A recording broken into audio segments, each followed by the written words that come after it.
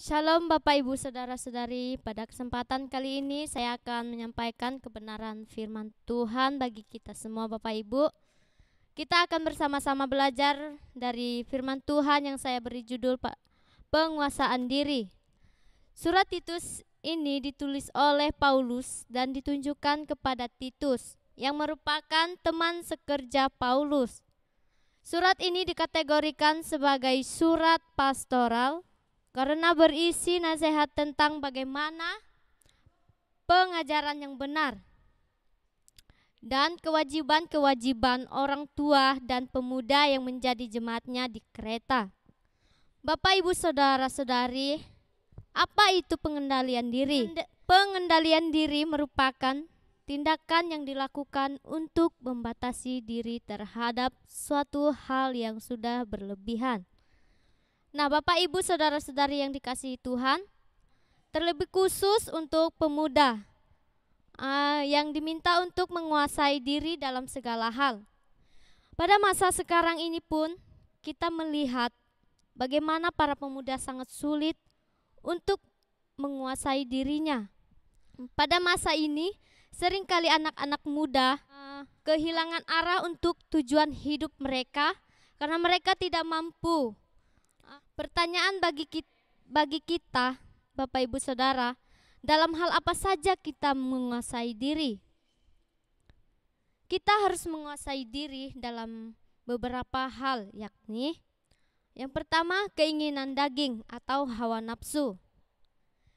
Kita melihat dari Galatia pasal 5 ayat 19 sampai 21, di mana di sini dikatakan perbuatan daging telah nyata, yaitu percabulan, kecemaran, hawa nafsu, penyembahan berhala, sihir, perseteruan, perselisihan, iri hati, amarah, kepentingan diri sendiri, percideraan, roh pemecah, kedagingan, kedengkian, kemabukan, pesta pora, dan sebagainya.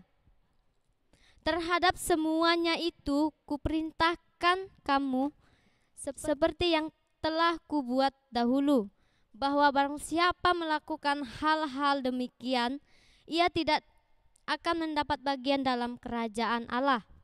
Seperti yang dikatakan di dalam ayat ini Bapak Ibu, bahwa di dalam keinginan daging terhadap percabulan, hawa nafsu, penyembahan berhala, perselisihan, iri hati, amarah, kepentingan diri sendiri, dan sebagainya. Dan barang siapa yang melakukan keinginan daging, ia tidak mendapat bagian dalam kerajaan Allah. Keinginan daging dalam Galatia sangat jelas, yaitu mencakup hal-hal mengenai kepuasan duniawi. Ketika kita tidak bisa menguasai keinginan daging atau hawa nafsu kita, maka disitulah kita akan mulai jatuh dalam dosa. Kita mulai melakukan hal-hal yang tidak berkenan di hadapan Tuhan. Padahal kita sendiri tahu bahwa keinginan mengenai hawa nafsu itu hanya sementara saja. Ada sebuah ilustrasi di mana ada seorang yang terkena penyakit diabetes. Pantangan bagi orang yang sakit diabetes adalah untuk tidak meminum atau memakan sesuatu yang manis-manis. Selain itu, orang yang terkena penyakit diabetes ini juga harus memelihara dirinya agar tidak terluka. Nah, karena apabila dia terluka, maka akan sangat sulit sembuhnya atau proses pemulihannya akan lama karena kelebihan kadar gula di dalam tubuhnya. Pada waktu itu di hadapannya terdapat salah satu makanan favoritnya. Ia tidak dapat menahan dirinya dan langsung memakan makanan yang manis tersebut. Akibatnya orang ini meninggal dunia. Hal ini terjadi karena ketidakmampuan untuk menguasai dirinya atau mengendalikan diri dari keinginan untuk memakan makanan yang manis tersebut. Keinginan daging atau hawa nafsu yang berlebihan terhadap sesuatu hal dapat membawa kita kepada kesenangan sesaat saja, dan hal tersebut tidak akan memberikan keuntungan apa-apa bagi kita.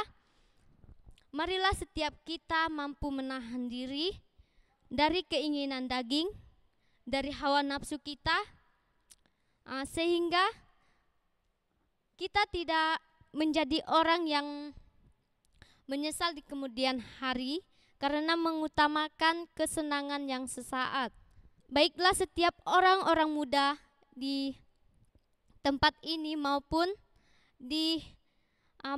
hidup di dalam Kristus dan percaya kepadanya agar tidak binasa, melainkan beroleh hidup yang kekal.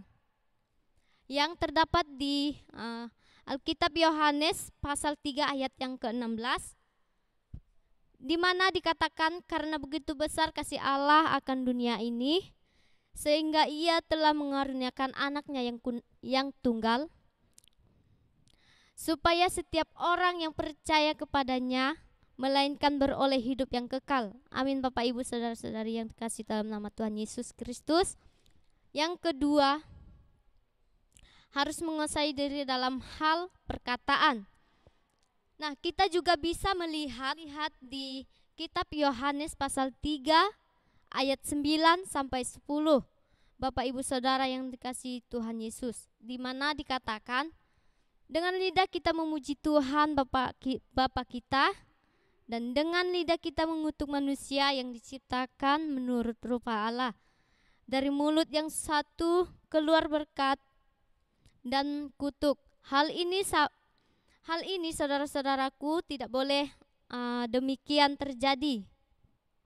Nah, Bapak Ibu saudara-saudari, kita memuji Tuhan dengan menggunakan mulut, kita. Masakan dengan mulut yang sama juga kita mengatakan kutuk. Dan sering sekali kita menemukan perkataan anak-anak muda sekarang ini di luar batas. Mereka mengeluarkan kata-kata yang tidak sopan dan lain sebagainya.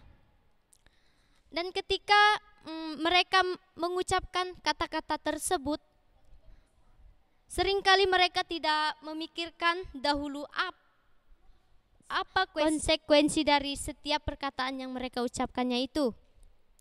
Dalam hal ini, bukan hanya terjadi di lingkungan sekitar kita, akan tetapi juga dalam media sosial yang merupakan salah satu tempat curhatnya anak-anak muda zaman sekarang. Bapak Ibu, ada sebuah ilustrasi di mana ada seorang remaja yang berinisial MDK, asal dari Kalbar. Dia divonis selama 1,5 tahun penjara karena dia menyebarkan kata-kata ancaman kepada presiden dan Kapolri lewat media sosialnya. Hal ini terjadi karena ia tidak dapat menahan dirinya dengan kebijakan yang dilakukan oleh presiden dalam menyikapi permasalahan mengenai ekonomi yang ada di negara ini. Setelah ditangkap, ia menyesal dengan setiap perkataan yang diucapkannya lewat media sosial. Contoh lainnya, pembuat kapal Titanic mengatakan kapal ini tidak akan tenggelam, bahkan oleh Tuhan sekalipun. Nah, 4 hari setelah pelayaran pertamanya, kapal yang disombongkannya ini pun tenggelam. Jadi setiap perkataan yang dikatakan atau yang kita tulis melalui media sosial, baiklah kita menyampaikannya bukan dengan memaki atau hinaan, tetapi setiap perkataan yang keluar dari mulut orang-orang percaya adalah perkataan yang memberkati bagi orang lain, bukan perkataan yang mencelakakan kita maupun mencelakakan orang lain untuk mendengarkannya. Kita sebagai orang yang percaya, Bapak Ibu Saudara-saudari, seharusnya kita tidak boleh mengatakan perkataan yang demikian, Bapak Ibu Saudara. Seperti saat kita sedang marah, kita malah membuat status yang menyinggung seseorang yang menunjukkan bahwa kita benar-benar sedang marah. Dalam hal ini, kita sudah tidak menjadi berkat bagi mereka, ya.